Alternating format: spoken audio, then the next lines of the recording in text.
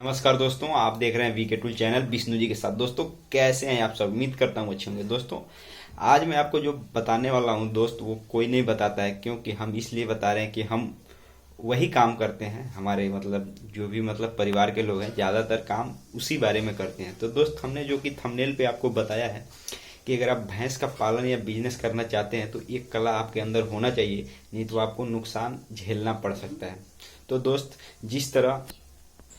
तो जिस तरह स्कूल में पढ़ने के लिए, किसी काम को करने के लिए शिक्षा की ज़रूरत होती है, ज्ञान की ज़रूरत होती है, बुद्धि की ज़रूरत होती है, उसी तरह दोस्त इस बिजनेस को करने के लिए इसमें कुछ कला की ज़रूरत होती है।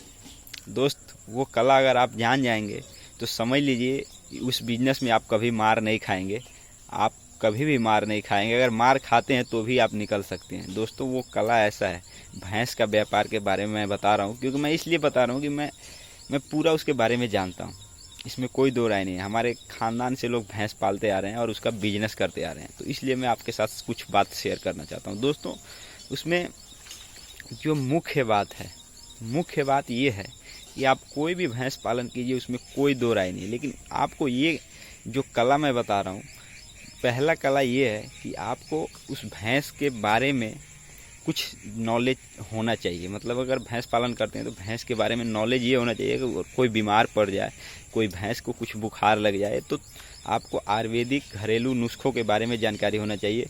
और दूसरा बात ये कि भैंस का जो लक्षण है, लक्षण से ये कि भैंस किस लक्षण में मैं क्या कर रही है। मान लीजिए वो कौरी जो होता है वो कौरी नहीं कर रही है, वो चुपचाप बैठी हुई है, नाक से पानी आ रहा है उसके, तो समझ लीजिए ये पहचानना आपके लिए सबसे बड़ा कला है।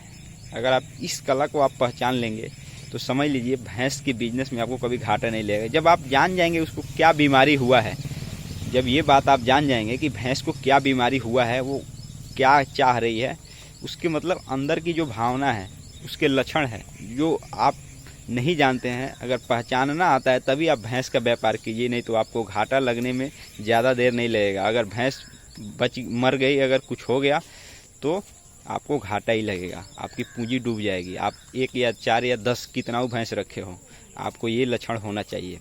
दोस्त कभी कभी ऐसा होता है कि टाइम पे डॉक्टर नहीं आते हैं, बुलाने पर भी डॉक्टर नहीं आते हैं, और किसी किसी के यहाँ ऐसे होता है कि ब्लॉक बहुत दूर होता है। ठीक है मेरे दोस्त, तो आपको लक्षण पहचानना और उसका जो घरेलू नुस्खा है उसके बारे में जानना बहुत ज़रूरी है, तभी आप पशुपालन कीजिए या पशु का व्यापार कीजिए, नहीं तो आपको घाटा लगना लाजमी है, लग सकता है।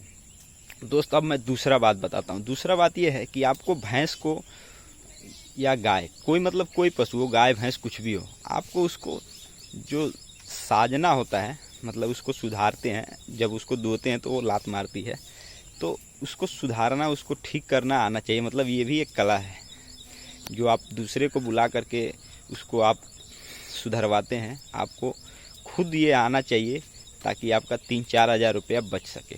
दोस्तों अगर आपने 10 भैंस रखी है तो 40-30 हज़ार रुपया ऐसे ही लग जाना है उसको सुधरवाने में, दूहने के लिए, क्योंकि वो लात मारते हैं। नए जो जानवर होते हैं वो लात मारते हैं, जो पुराने होते हैं खैर उनके लिए तो मान लीजिए उसमें कोई ज़्यादा फ़ायदा भी नहीं होता, नए में ही फ़ायदा होता है। और नए में ये कला होना चाहिए आपको कि नया जब छोटे से जो बछड़ू हैं वो धीरे धीरे भैंस बनने लगती है, तो आपको उसको सुधारना, दूहने के टाइम जो सुधार किया जाता है तो वो आना चाहिए आपको। तो दोस्त ये जो 2 कला है, ये अगर आपके पास रहेगा तो आप इस बिज़नेस में कभी मार नहीं खाएंगे।